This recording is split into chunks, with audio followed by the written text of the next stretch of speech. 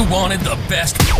You've got the best podcast. The hottest podcast in the world. The Chris Voss Show, the preeminent podcast with guests so smart you may experience serious brain bleed. The CEOs, authors, thought leaders, visionaries, and motivators.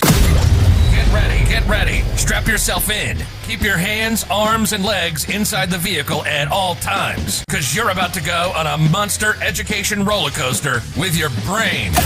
Now, here's your host, Chris Voss.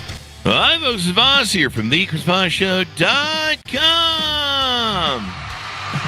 Welcome to the big show. As always, my family and friends. The Chris Voss Show is family that loves you, but doesn't judge you, at least not as harshly as the rest of your family. Oh, we gotta love it.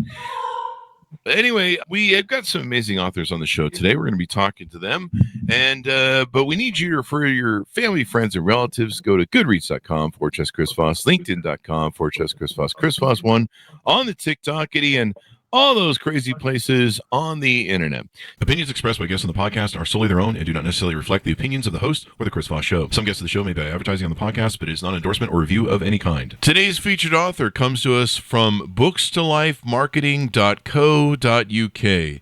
With expert publishing to strategic marketing, they help authors reach their audience and maximize their book's success. Today we've got an amazing couple on the show. They've been married for 66 years and they write books. Who would have thunk it?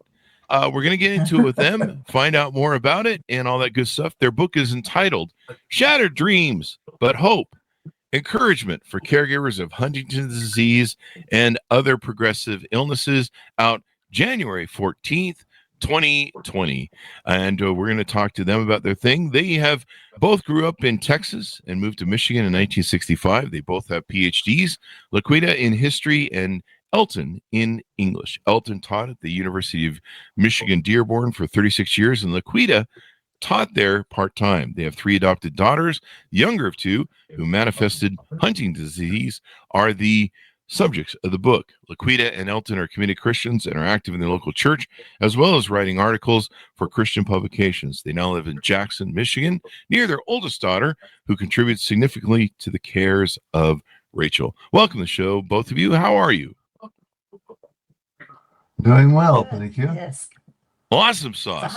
Give us Tomorrow.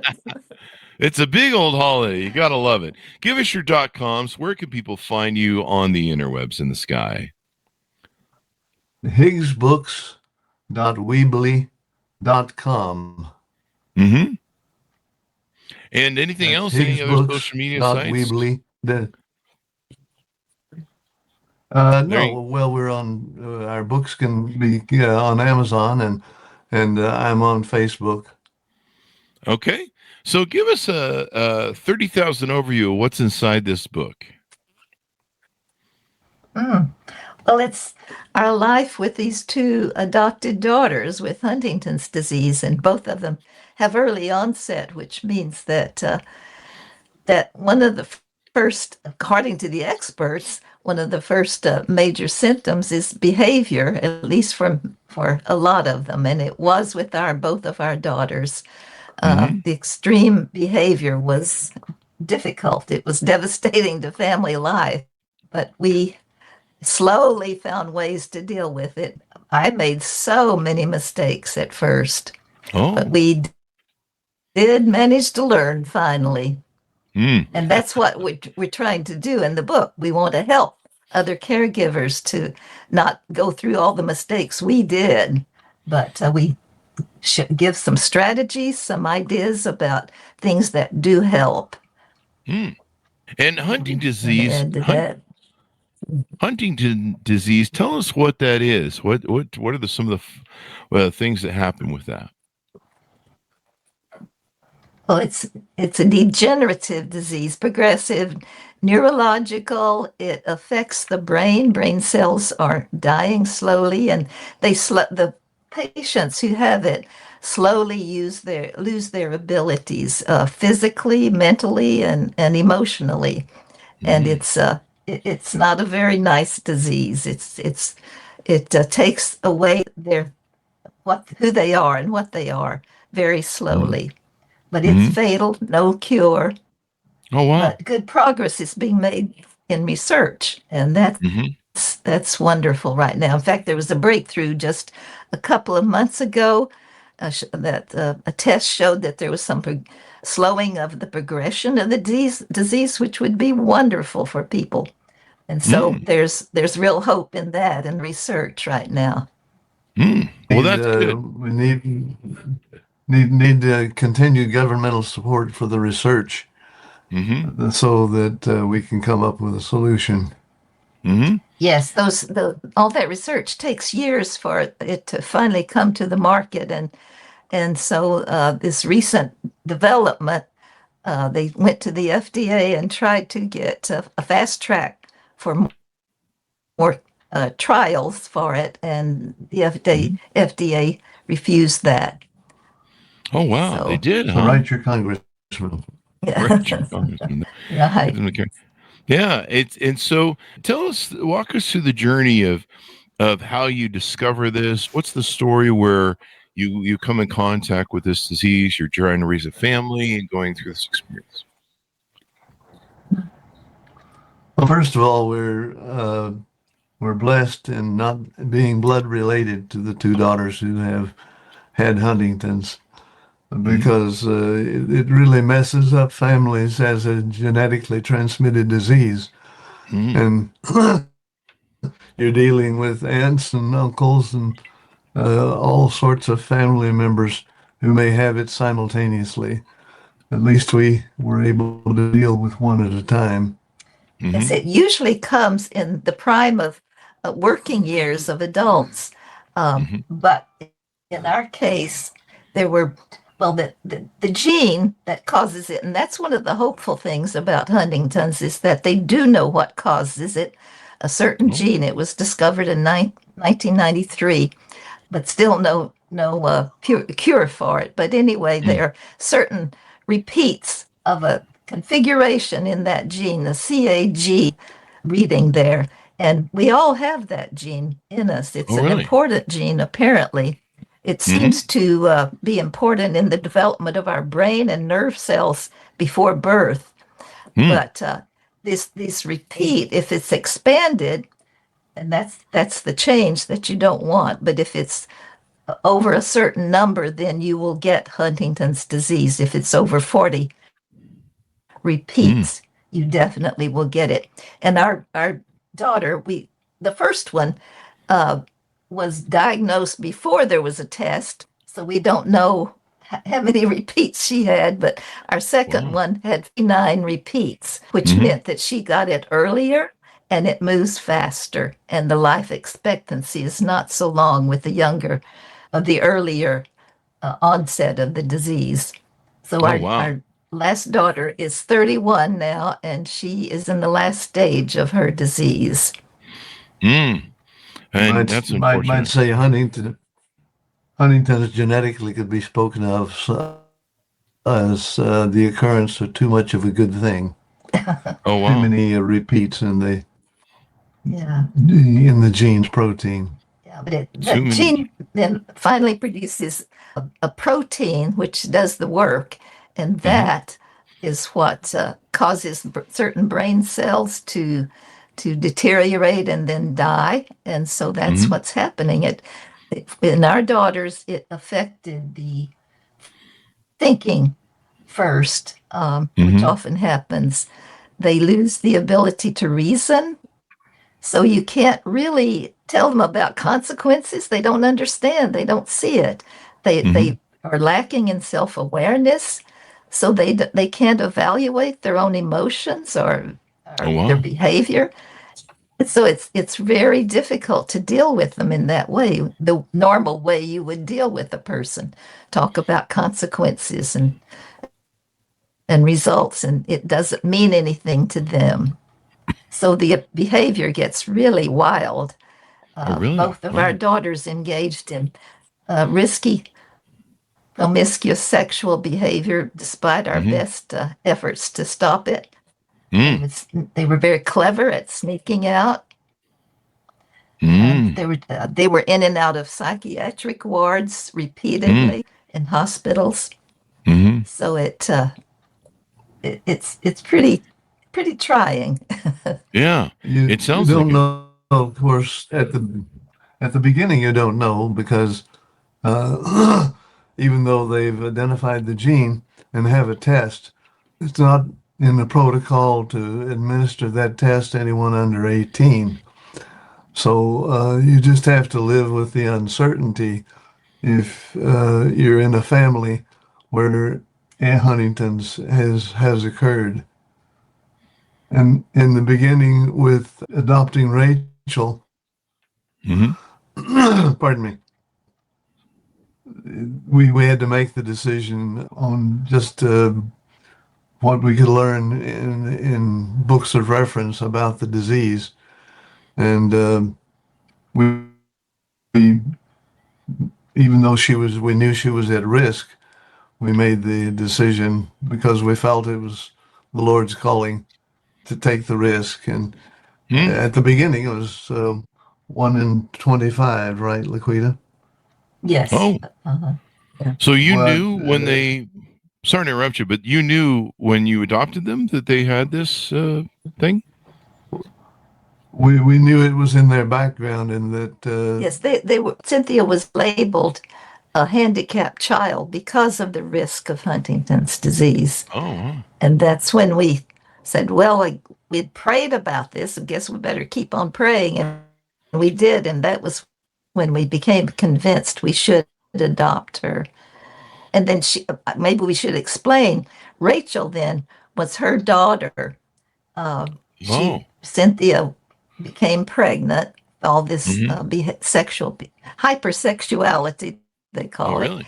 And so we asked her to, we tried to urge her to adopt the baby out to some parents who wanted a new baby, and but she adamantly refused. And so we thought about it, prayed about it, and we thought, ask her if we could adopt the baby. And oh, she said yes, of course. And she knew she would be able to see the baby all the time. Yeah. And so Rachel is her daughter, but we adopted Rachel from birth. Uh-huh. We And does learned that Rachel have it's rare the to Huntington she disease? Is has that how that works? the disease. Okay. Yes. in Okay. fact, So those are she's the in the two. final stages of Yes. Rachel was 15 when Cynthia died. Cynthia died at age 42 Mhm. after 17 years after diagnosis. Wow. And then a year later, we began to see jerkings of the leg and thought, oh dear. in By that, Rachel. in Rachel, and knew what it looked like that time. First time we Oh, yeah. didn't know. We had never seen anybody with Huntington's, but we kept watching and became convinced she had it. But we had to go through a long process to get her tested Mhm. because Zelton said the protocol is not to test until they're consenting adults, and she Oh, was really? underage. Huh. But right before her 18th birthday, they diagnosed it. The test came back positive, and so there we are. Mm. So she's that was 13 years ago, Mhm. almost 14, and but she's at the end stage. She's in hospice care in the Oh, adult okay. foster care home Mm. that she lives in. Yes, Mm. the behavior in both cases, both Cynthia and Rachel, became so extreme that we just became desperate for help. And Yeah. that was a long process to get help because Huntington's falls between either medical or health or mental problems. And so agencies say, oh, no, that's not our department. And so Huntington's is hard to get help with, but we finally did. And that improved our relationship a great deal. It was a relief to have them in foster care. So what do you guys We hope always people see them a lot, though. Mhm. So what do you guys hope people come away with in the book that you've written about this experience? Well, just some good strategies for dealing mainly with behavior. That Mhm. was such a problem with our daughters, and I think that we did come up up with some good things. We wanted to also mention to stress that we relied on our faith a great deal. We learned to rely on it more and more, and learned to just in the midst of a crisis situation to stop and pray, and the good Lord would give us ideas of how to handle this new problem and whatever, and there are just a lot of things like that I think can be helpful. Underneath it all, though, I think a caregiver needs to evaluate why they're doing it, and to think about, am I feeling sorry for myself? Am I resentful of this situation? And a lot of people feel stuck in caregiving because they're there. They have to do it. Particularly when it takes place in a family.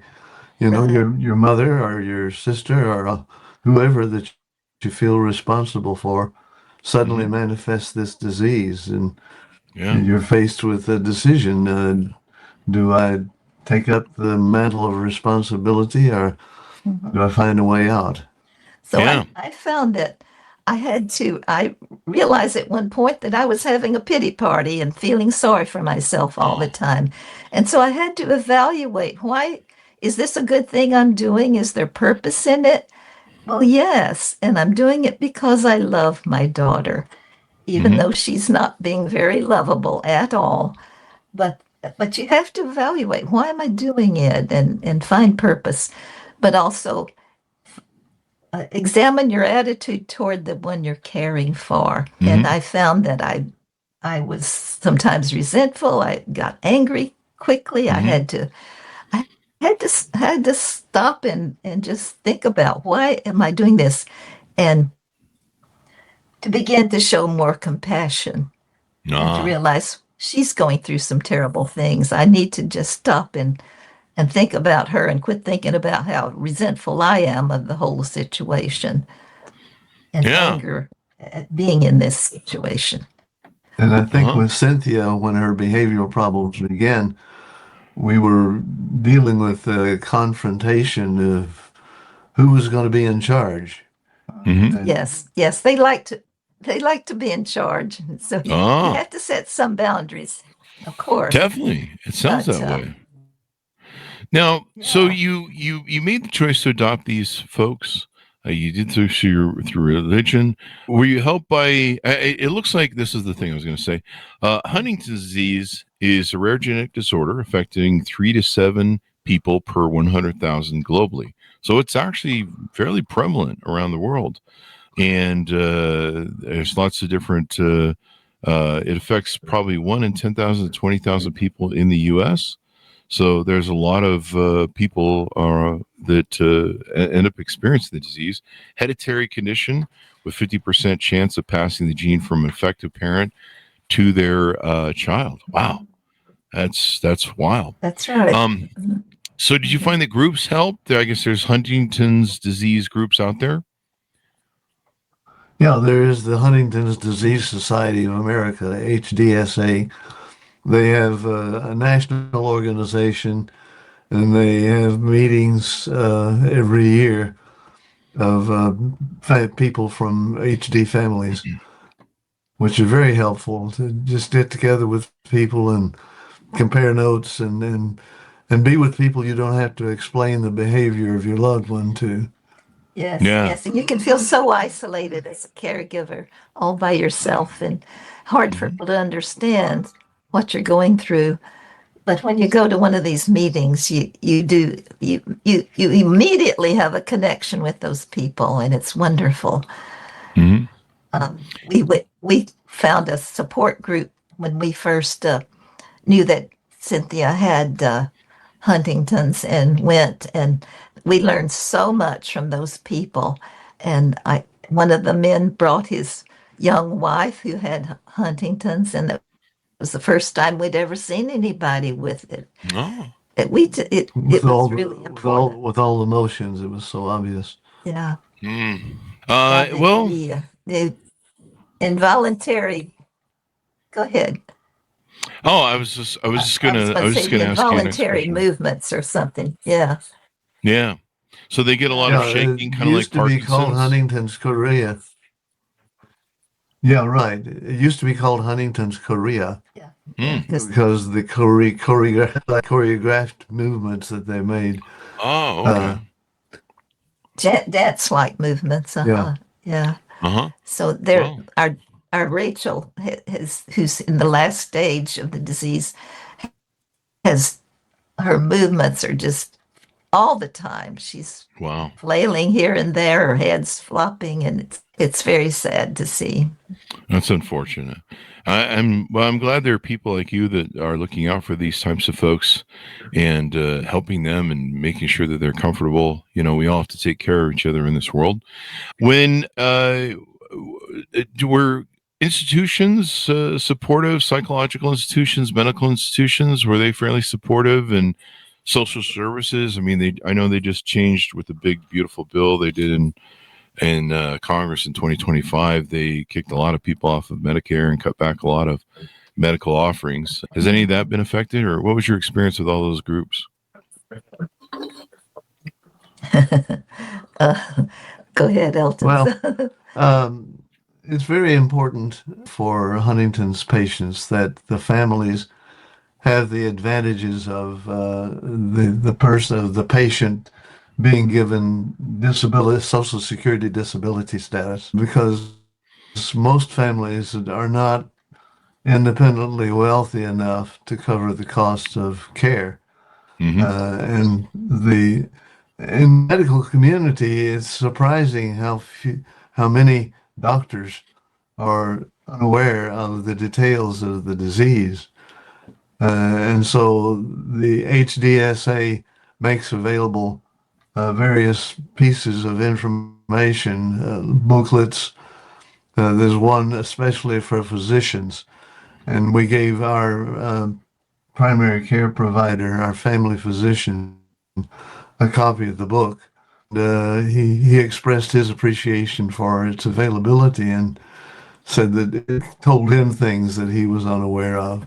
He said it helped him pass his last recertification exam. Oh, wow.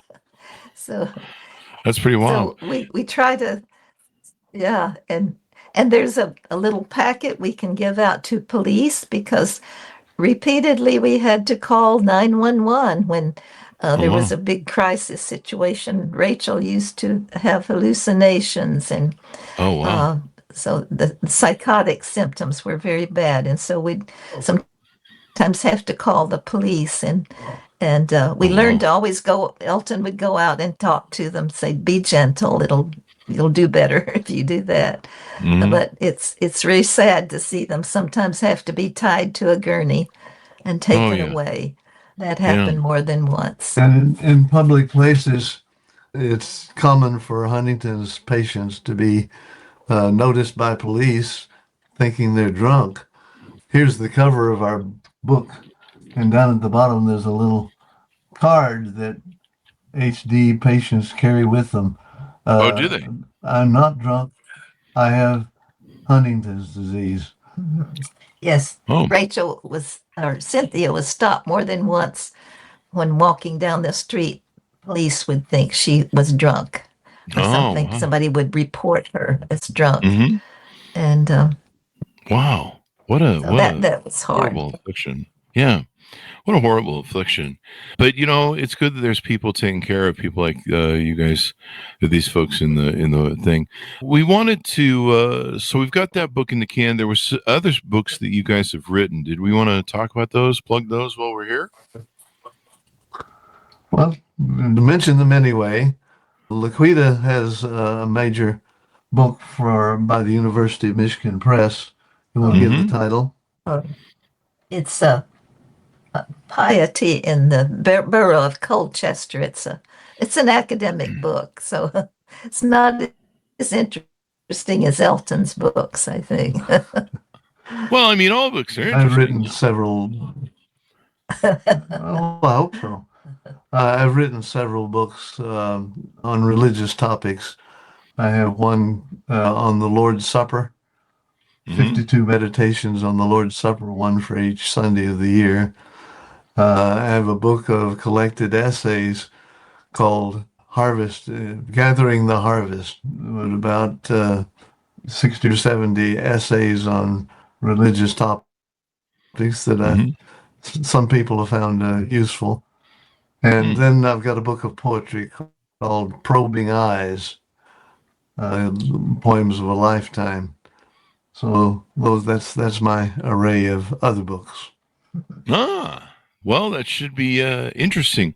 What do you in the final thing of this? I mean, what do you hope people wander away with after reading the book? Do you find that there's a lot of people looking for these sort of resources with Huntington's disease as well?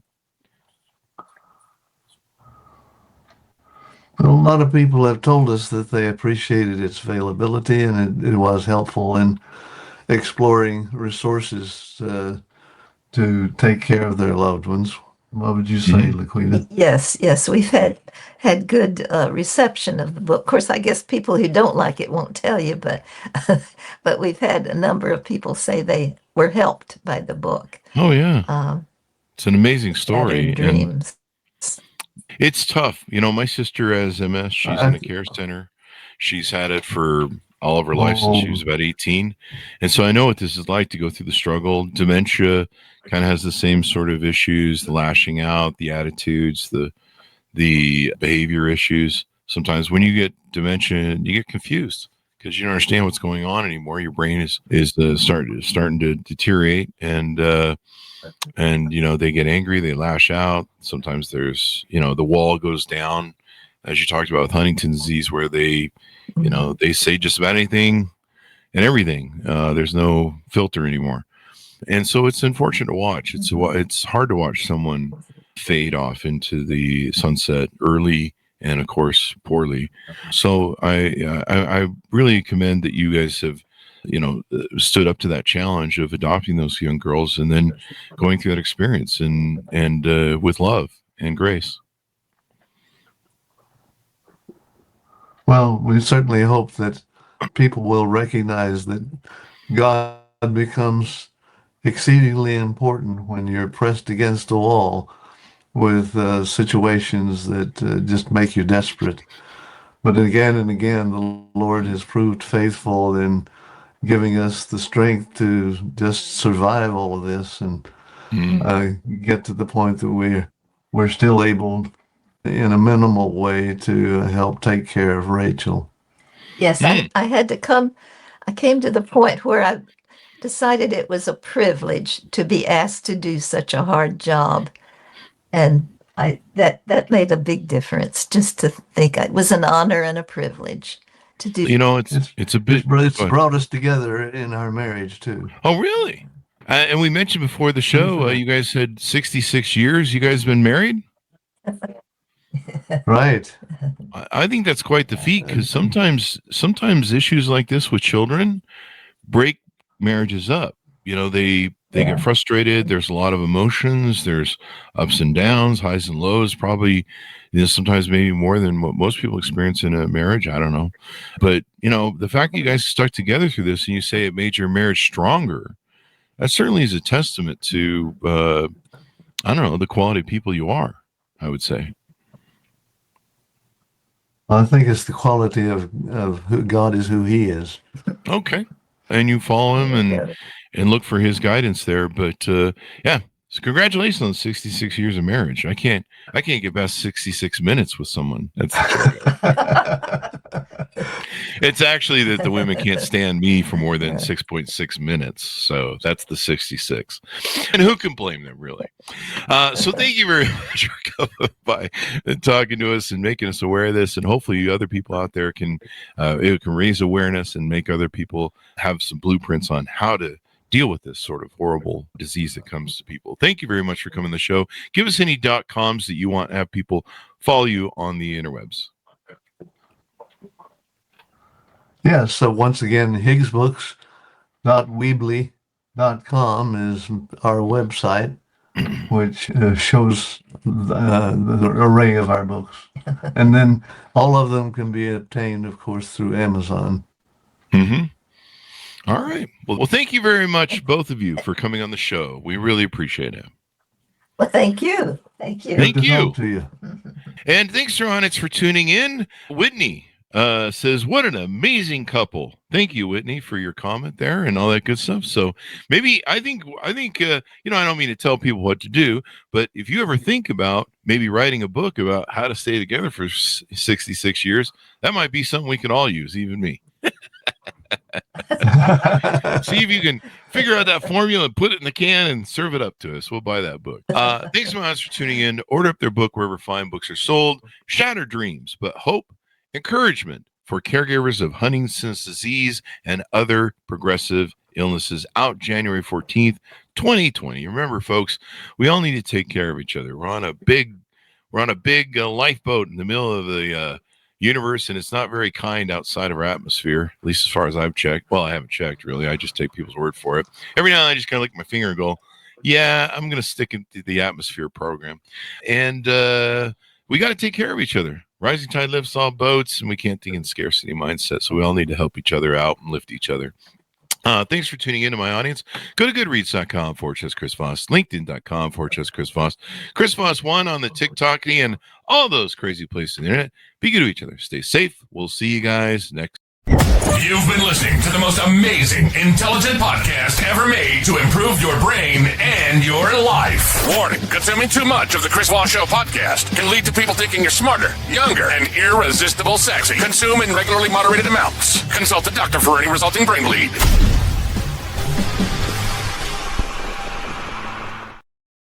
All right, guys. Well,